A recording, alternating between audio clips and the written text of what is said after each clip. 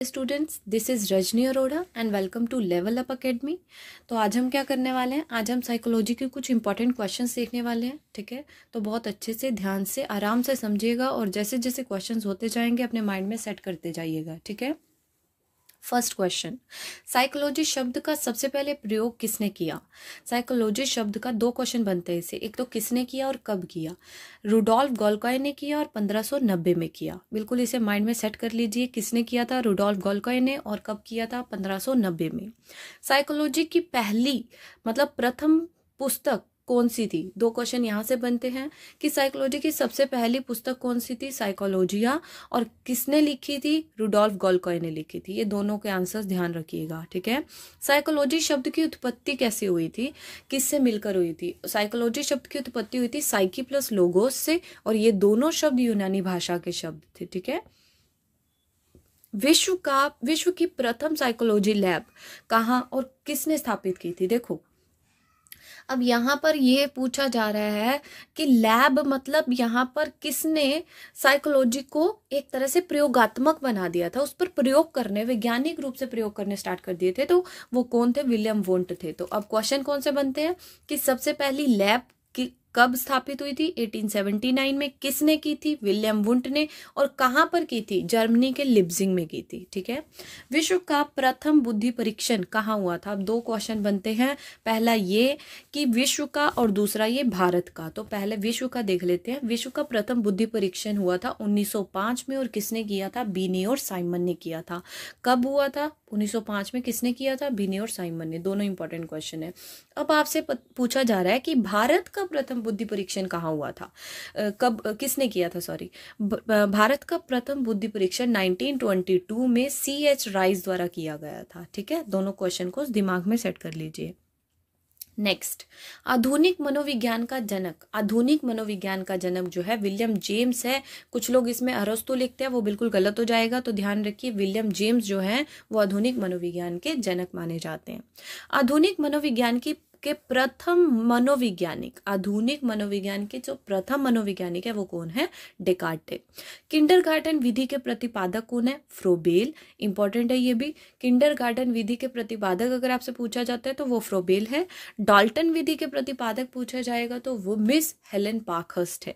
ठीक है, अब देखो तीन विधियां हैं, एक तो किंडरगार्टन है, एक डाल्टन है, एक मॉन्टेंसरी है। किंडरगार्टन का प्रतिपादक फ्रोबेल हो गया, डाल्टन का मिस हेलेन पार्कहर्स्ट हो गया, और मॉन्टेंसरी का थोड़ा आप ध्यान वैसे ही अंदाजा लगा सकते हैं, मैडम मौर्य मॉन्टेंसरी। ठीक है, अब देखिए ध्यान से, संज्ञानात्मक आंदोलन के जनक कौन है। संज्ञानात्मक आंदोलन के जनक है एल्बर्ट बंडूरा। ये भी इंपॉर्टेंट क्वेश्चन है।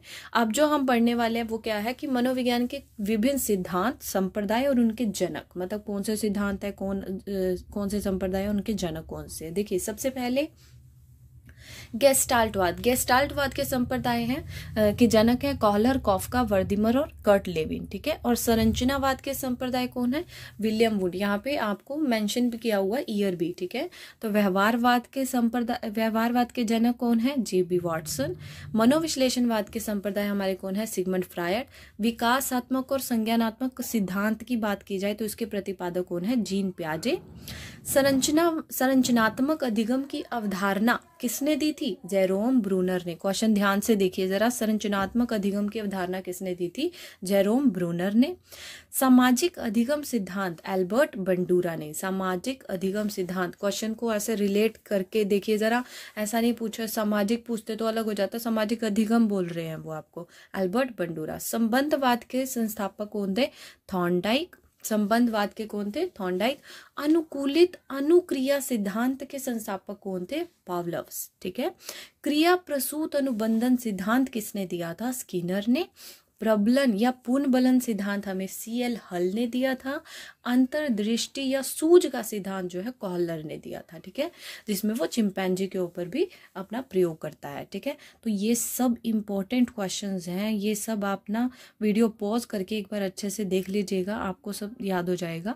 ठीक है, अब कुछ क्वेश्चंस देख लेते हैं। ठीक है, सबसे पहला क्वेश्चन, थॉर्नडाइक ने अपना प्रसिद्ध प्रयोग किया था किस पर। देखिए आंसर्स भी मैंने आप लोगों को साथ ही दिए हुए हैं ताकि अगर आपको कोई भी प्रॉब्लम ना हो, इजी रहे।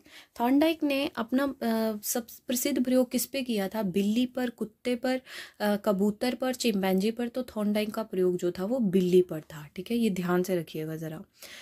किंडरगार्टन किस भाषा का शब्द है? किंडरगार्टन फ्रेंच भाषा का शब्द है, जर्मन, स्पेनिश या अंग्रेजी? तो किंडरगार्टन हमारा जर्मन भाषा का शब्द है। ठीक है। व्यक्तित्व का स्याही धब्बा परीक्षण देन है। व्यक्तित्व का जो अलग अलग परीक्षण दिए गए थे उसमें से स्याही धब्बा परीक्षण जो है वो किसकी देन है? फ्रायड, हरमन रोशार्क, वुडवर्थ, मन। तो यहाँ पर आएगा हरमन रोशार्क। हरमन रोशार्क ने ही हमें बताया था स्याही धब्बा परीक्षण के बारे में। ठीक है। एडोलिसेंस, एडोलिसेंस पुस्तक के लेखक कौन है? Most important question. एडोलिसेंस पुस्तक के लेखक फ्रायड है, स्टेनले हॉल है, बिगी है, थॉर्नडाइक है। तो आंसर है हमारा स्टेनले हॉल। एडोलिसेंस के लेखक कौन है? Stanley hall. नेक्स्ट देखिए जरा, 5th क्वेश्चन। 0 से 25 मतलब 0 से 25 बुद्धि लब्धि को क्या कहते हो? 0 से 25 बुद्धि लब्धि को आप मूर्ख बालक कहोगे, जड़ बालक कहोगे, पिछड़े बालक कहोगे, मंद बुद्धि बालक कहोगे? तो 0 से 25, 0 से 25 अगर बुद्धि लब्धि है किसी की तो उसे हम जड़ बालक कहते हैं। Most important question. ठीक है।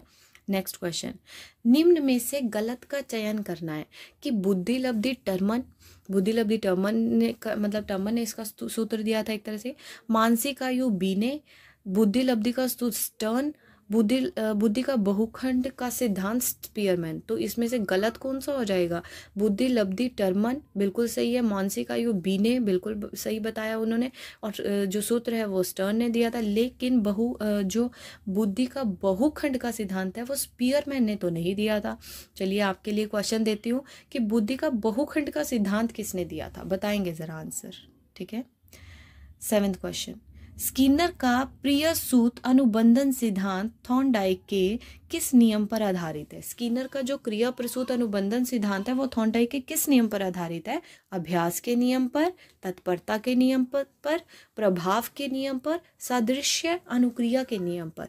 तो ये जो है वो प्रभाव के नियम पर आधारित है। स्किनर का क्रिया प्रसूत अनुबंधन सिद्धांत थॉर्नडाइक के प्रभाव के नियम पर आधारित है। जैसा प्रभाव होगा वैसे ही वो आगे काम करेगा।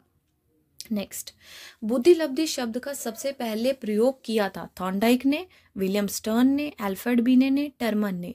तो सबसे पहले बुद्धि लब्धि शब्द का प्रयोग टर्मन ने किया था। ये ध्यान रखना, मोस्ट इंपॉर्टेंट क्वेश्चन है ये। 9th क्वेश्चन देख लेते हैं, निम्न में से कौन सा थॉर्नडाइक का गौण नियम है? अब आपको ये पता होना चाहिए मुख्य नियम और गौण नियम कौन कौन से हैं, तभी तो आप इसका आंसर कर पाएंगे। तो निम्न में से कौन सा थॉर्नडाइक का गौण नियम है? प्रभाव का नियम, तत्परता का नियम, सादृश्य अनुक्रिया का नियम, अभ्यास का नियम। देखो इसमें से अभ्यास, तत्परता और प्रभाव का नियम इसके मुख्य नियम है। तो गौण नियम कौन सा हुआ? सादृश्य अनुक्रिया का नियम। ठीक है। बुद्धि लब्धि ज्ञात करने का सूत्र दिया था, ये भी बहुत बार पेपर में क्वेश्चन पुट किया गया है। तो ये मोस्ट इंपॉर्टेंट क्वेश्चन कहूंगी मैं इसे। किसने दिया था बुद्धि लब्धि ज्ञात करने का सूत्र? थॉर्नडाइक ने, विलियम स्टर्न ने, अल्फ्रेड बीने ने या टर्मन ने? तो मोस्टली बच्चे क्या लिख के जाते हैं? टर्मन ने। लेकिन इसका आंसर हमेशा यही आएगा, विलियम स्टर्न ने। ठीक है। चलिए आज के लिए इतना ही। अगर कोई भी क्वेरीज हो तो कमेंट सेक्शन में बताइएगा। Thank you.